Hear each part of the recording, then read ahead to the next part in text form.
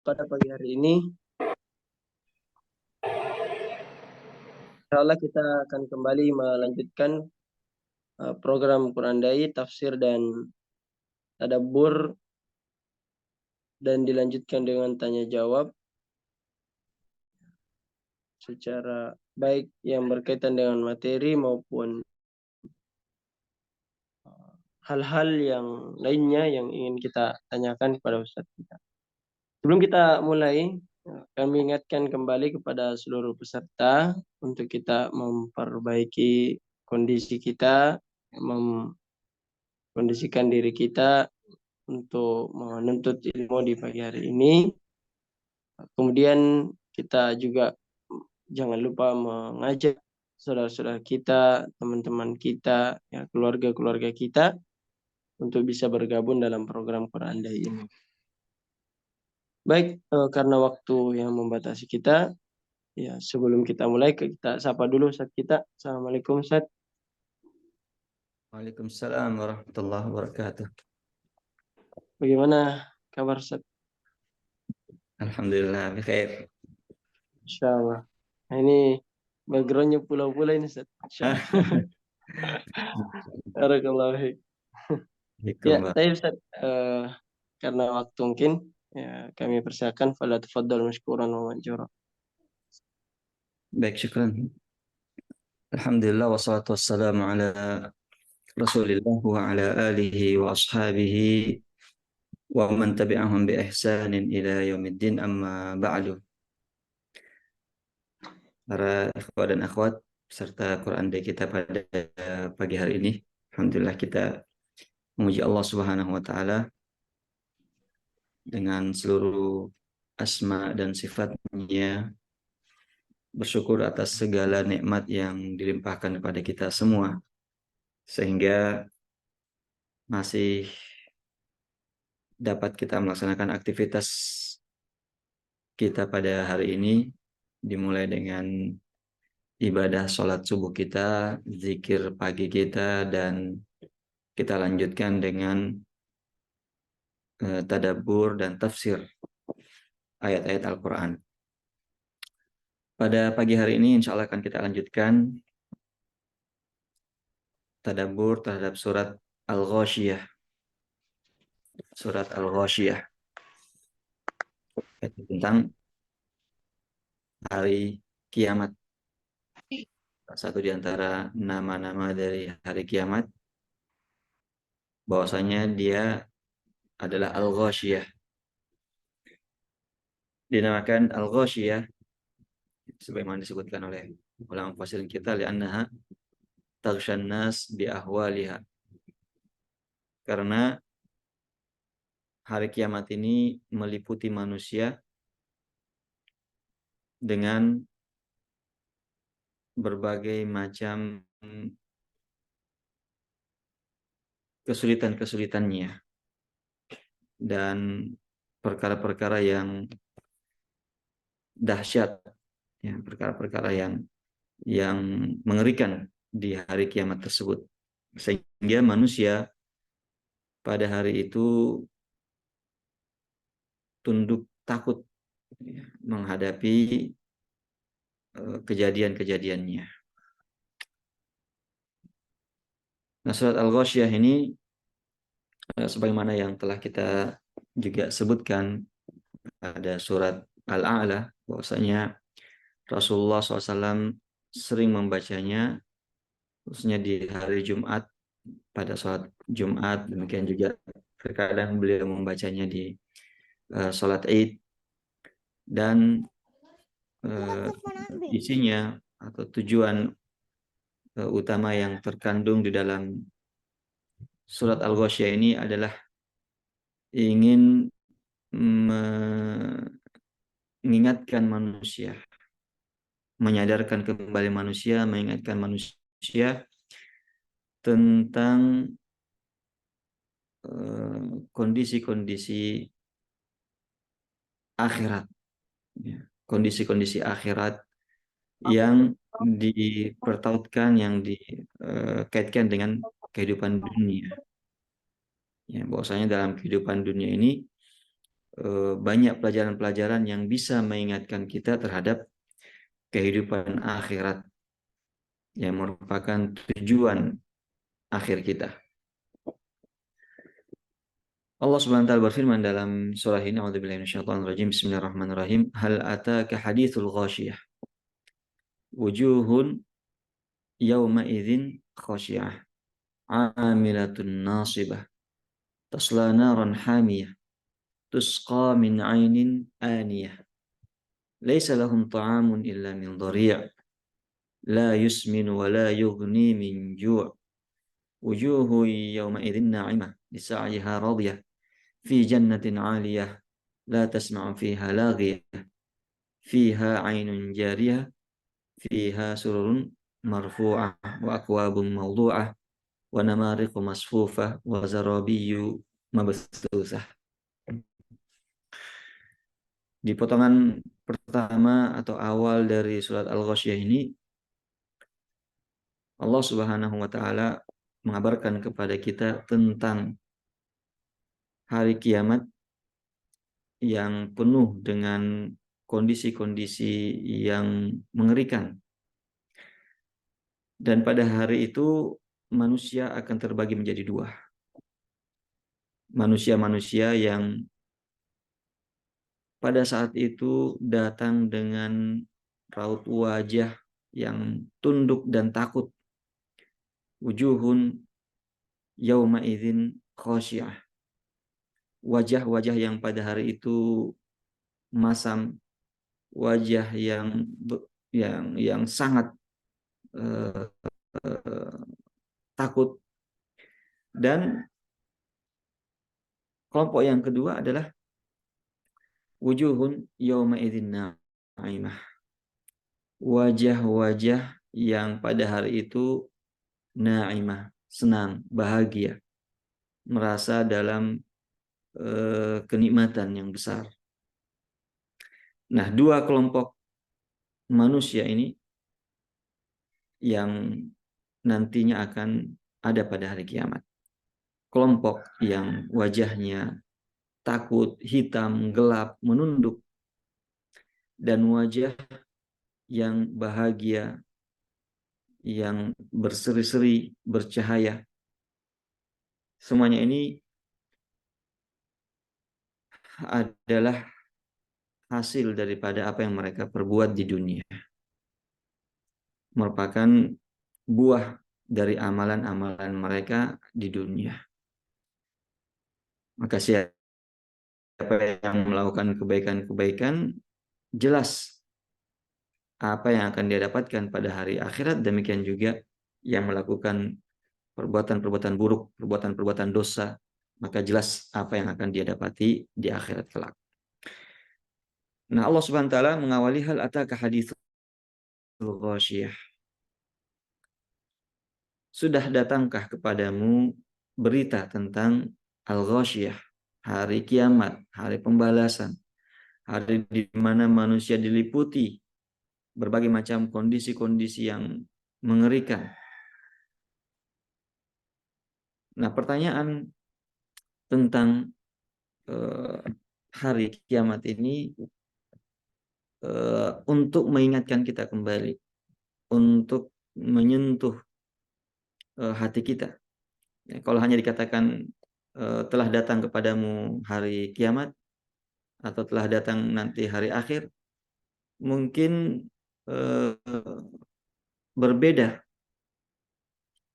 statusnya atau berbeda efeknya ketika dikatakan apakah telah datang kepadamu hari pembalasan, hari yang mengerikan, ya, hari yang dihancurkan alam semesta ini. Ya tentu berbeda sikap kita, penerimaan kita ketika bahasanya seperti itu. Teringat agar supaya kita tersentak, terbangun dari kelalaian kita. Diingatkan dengan pertanyaan seperti ini. Nah, pada hari itu wujuhu yauma idzin khasyiyah. Pada hari itu ada wajah-wajah yang khosyah, yang tertunduk, hina, takut. Kita kalau di dunia ini melihat orang yang bersalah itu selalu menunduk. Ya. Terdapat dalam raut wajahnya penyesalan, rasa takut. Ya. Nah begitu juga di akhirat kelak orang-orang yang pelaku-pelaku kekufuran, kesyirikan, kemaksiatan, kemunafikan, pada hari kiamat menyadari dirinya mereka ini adalah orang-orang yang bersalah. Lalu datang dengan menundukkan wajahnya yang diliputi dengan rasa takut dan khawatir akan apa yang dihadapi nanti setelah itu. Dada mata membelalak, ya, takut, ya, kemudian menunduk, khosyah. Nah, siapakah mereka-mereka ini? Kelompok yang pertama ini yang wajahnya seperti ini. Allah katakan amilatun nasibah. Mereka adalah orang yang amilah, yang telah melakukan kerja keras, telah banyak bekerja, namun nasibah, namun kepayahan. Namun kepayahan. Sebagian ulama mufassirin kita mengatakan bahwasanya ini adalah kondisi orang-orang yang beramal, bekerja tanpa didasari ilmu. Jadi hanya bekerja didasari oleh semangat saja, tetapi tidak didasari ilmu, tidak didasari tentang amalan itu mana yang diperintahkan, mana yang tidak diperintahkan, dan bagaimana tata cara melaksanakannya. Suatu ketika Umar bin Khattab radhiyallahu taala anhu melewati, ya, suatu tempat ibadah orang-orang Nasrani. Di situ didapati ada seorang rahib, ya, seorang pastor yang beribadah, yang melakukan ritual ibadahnya dengan penuh semangat dan penghayatan. Dia melakukan ritual ibadah tersebut. Melihat hal itu, Umar bin Khattab radhiyallahu ta'ala menangis. Ya, beliau menangis. Lalu ditanya oleh salah seorang sahabatnya, wahai Umar, Amirul Mukminin, mengapa Anda menangis? Dia itu kan orang Nasrani.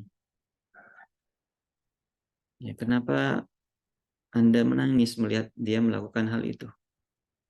Ya, seakan-akan dilihat bahwasanya nampak di wajah Umar bin Khattab rasa iba dan kasihan.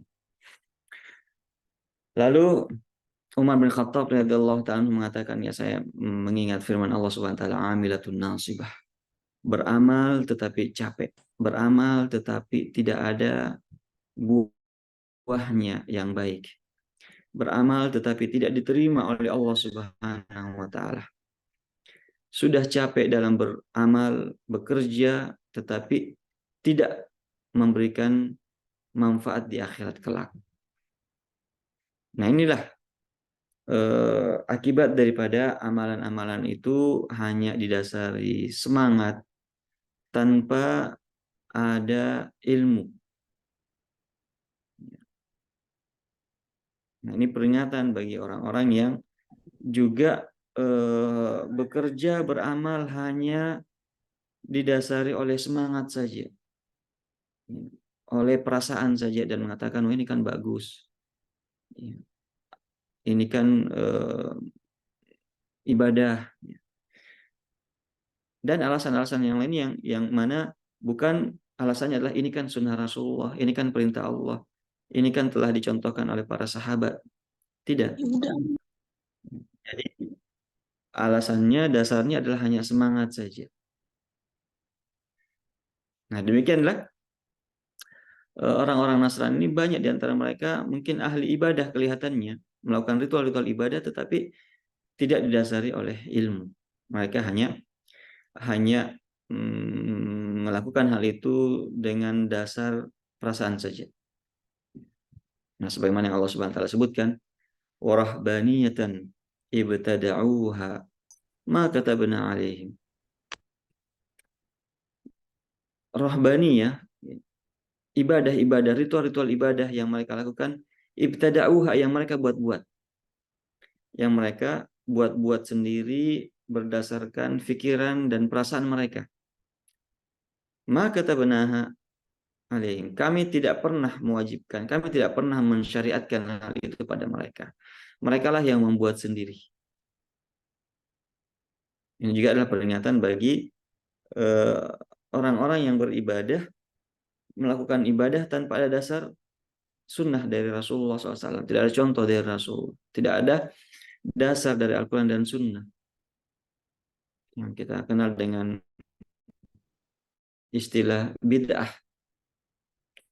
Amalan yang tidak dicontohkan oleh Rasulullah berupa ritual-ritual Allah Subhanahu wa taala.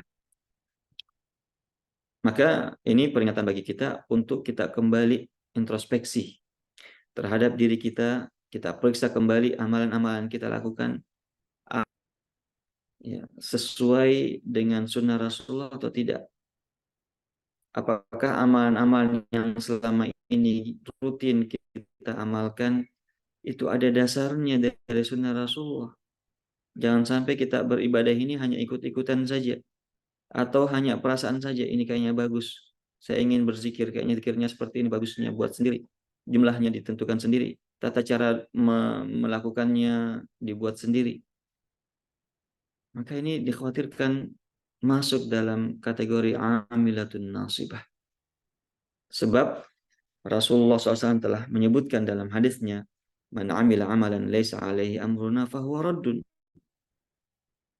Siapa yang melakukan suatu amalan yang tidak ada dasar dari urusan kami, dari agama kami, dari sunnah kami, fahuwa raddun, maka dia tertolak. Tertolak tidak mendapatkan pahala, justru hanya rasa capek dan letih saja ketika mengamalkannya, karena tidak dinilai. Semuanya ya istilahnya kata orang dikali nol.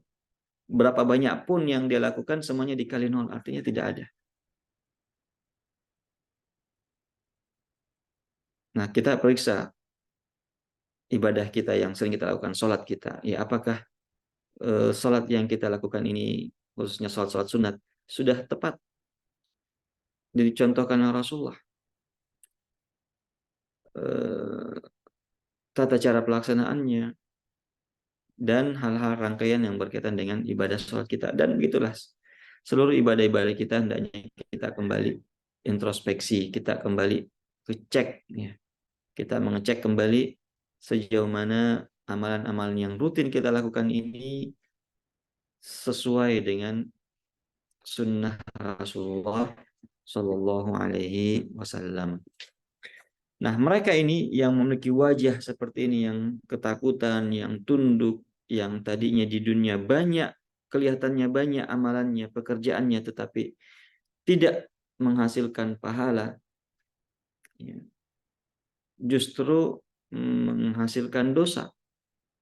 Jadi amilah di sini dia bisa berarti bahwasanya dia amilah telah bekerja, maksudnya melakukan perbuatan-perbuatan dosa. Dia sudah capek melakukan perbuatan dosa, karena perbuatan dosa ini akan meletihkan juga. Perbuatan-perbuatan maksiat yang dilakukan di dunia ini akan menyisakan kesengsaraan dan penyesalan pada hari kiamat. Nah, wajah-wajah ini dan pemilik wajah-wajah ini tasla naron hamiyah. Pada hari kiamat, pada hari pembalasan ini, mereka tasla naron hamiyah, akan memasuki neraka yang sangat panas. neraka yang sangat panas. Kita sudah pernah menyebutkan bagaimana gambaran panasnya di akhirat kelak. Ya, kalau panas yang terdapat di dunia ini, api yang kita gunakan di dunia ini untuk memasak, untuk memanggang makanan, bahkan yang dipakai untuk meluluhkan besi yang biasa digunakan oleh pandai besi, dan ya mungkin kita lihat misalnya api las. Semua api ini yang ada di permukaan bumi ini itu hanyalah satu bagian daripada 70 bagian panasnya api neraka. Api dunia ini sudah cukup untuk membakar manusia dan membakar siapa-siapa saja yang melakukan perbuatan kekufuran kepada Allah Subhanahu wa taala. Nah, bagaimana lagi dengan ya api di neraka jahanam? Waliyadzubillah. Maka mereka ini tasla naran hamiyah. Mereka nantinya akan masuk ke dalam neraka hamiyah yang sangat panas. Ya. Disebutkan di dalam firman Allah Subhanahu wa taala bagaimana api neraka itu mengeluarkan bunga-bunga api, ya, yang bunga apinya disebutkan tarmi bisyararin kal qasr ka'annaha jimalatun sufur. Api neraka ini akan mengeluarkan bunga-bunga api. Kalau di dunia ini kita lihat misalnya ketika kita memukul besi atau benda-benda keras, atau kita biasa misalnya lihat kembang api las, ada bunga-bunga api yang terlempar. Ya, kalau mengenai badan kita, bunga api di dunia ini ya, kadang tidak menyakiti, ya. Atau kalaupun melukai ya tidak terasa. Ya, baju kalau kena ya mungkin sedikit terbakar, tetapi tidak akan menghanguskan. Neraka jahanam ini adalah tarmi bisyararin kal qasr. Api ini akan melemparkan bunga-bunga apinya kal qasar yang besarnya ya bagaikan istana. Karena jimalatun sufur. Ya, warnanya seperti onta kuning, artinya warna bunga-bunga api ini ya seperti onta yang berwarna kuning, ya maksudnya warnanya ya besarnya sangat besar kalau qasr, bagaikan ya besarnya seperti dengan istana yang besar. Nah, ini bunga apinya, bagaimana dengan apinya? Kita juga telah menyebutkan ya hadis Nabi SAW yang menggambarkan bagaimana neraka jahanam itu ditarik oleh ya banyak sekali malaikat. Baik, kemudian Allah SWT menyebutkan setelah itu tasla naran hamiyah tusqa min ainin aniyah. Karena panas yang datang dari segala penjuru, panas dari bawah, ya, panas dari atas, dan angin pun juga panas.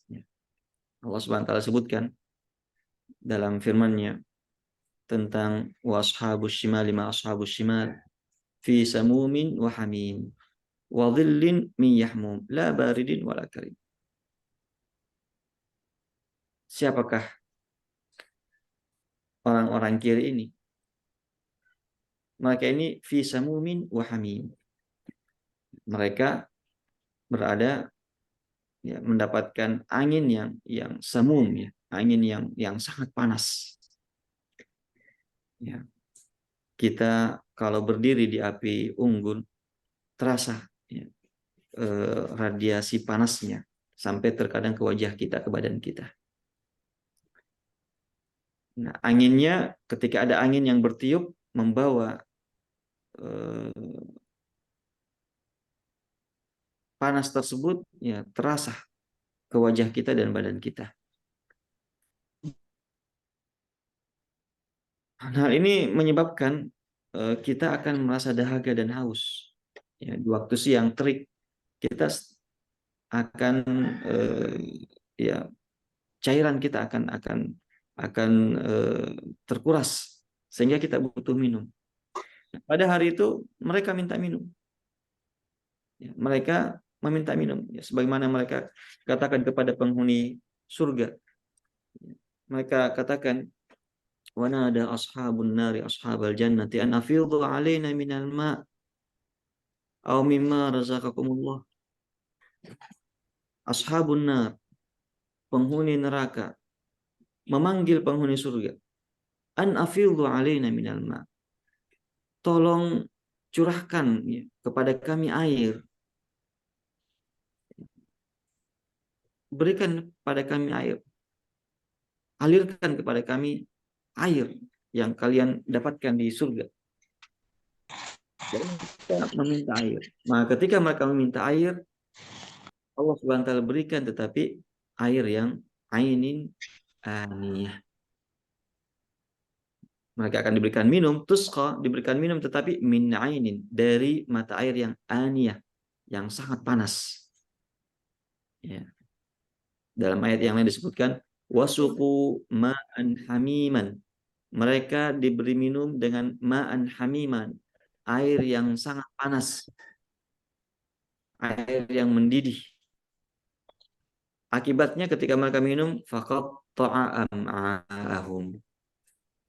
Yang mana ketika mereka minum maka usus-usus mereka hancur terputus-putus akibat panasnya air tersebut. Bisa kita bayangkan ya, air panas kalau kita minum di dunia ini, kalau air mendidih kita minum ya tidak sampai merobek-robek ya, dan memotong-motong lambung dan usus ini.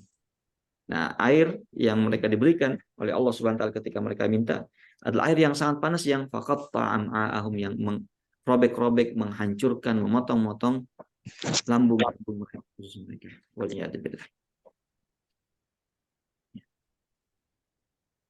Di dunia ini ya di mana-mana kalau kita lihat mata air adalah sejuk, mata air yang enak.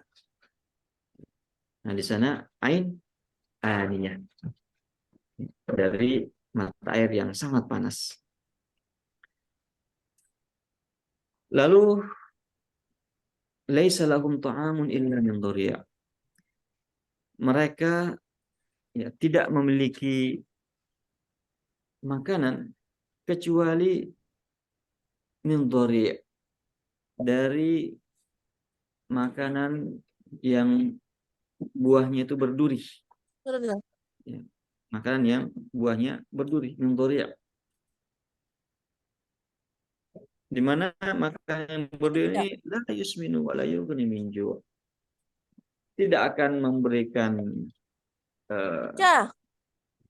tidak akan menggemukkan dan juga tidak akan menghilangkan rasa lapar. Tidak akan menggemukkan dan juga tidak menghilangkan rasa lapar.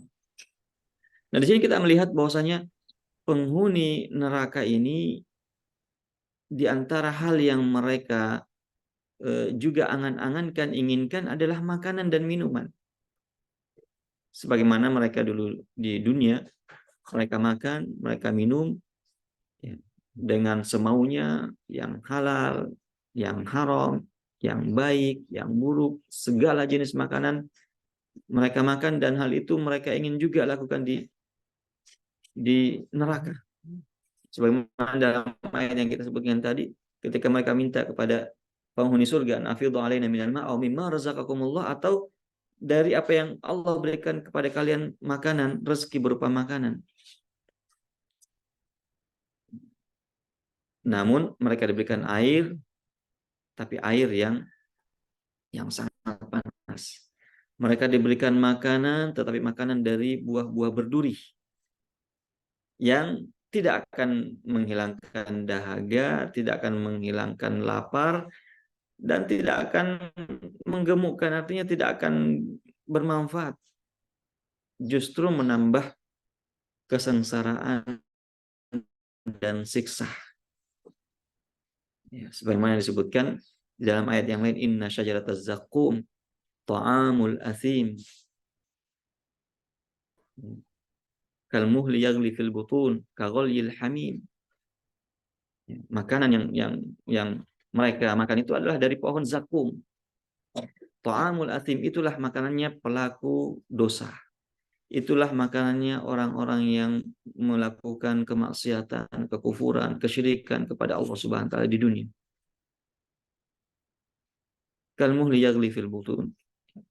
Dia ya, bagaikan ya,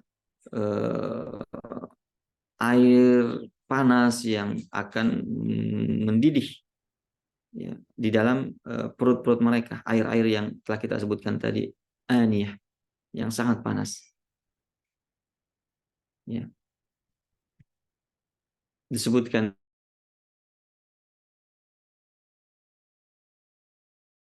tadi,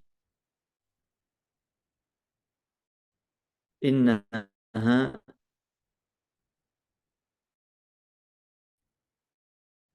syajaratun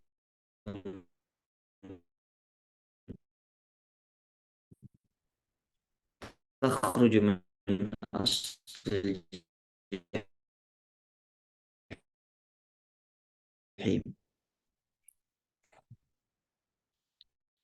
Dia adalah pohon yang tumbuh dari dasar neraka jahanam.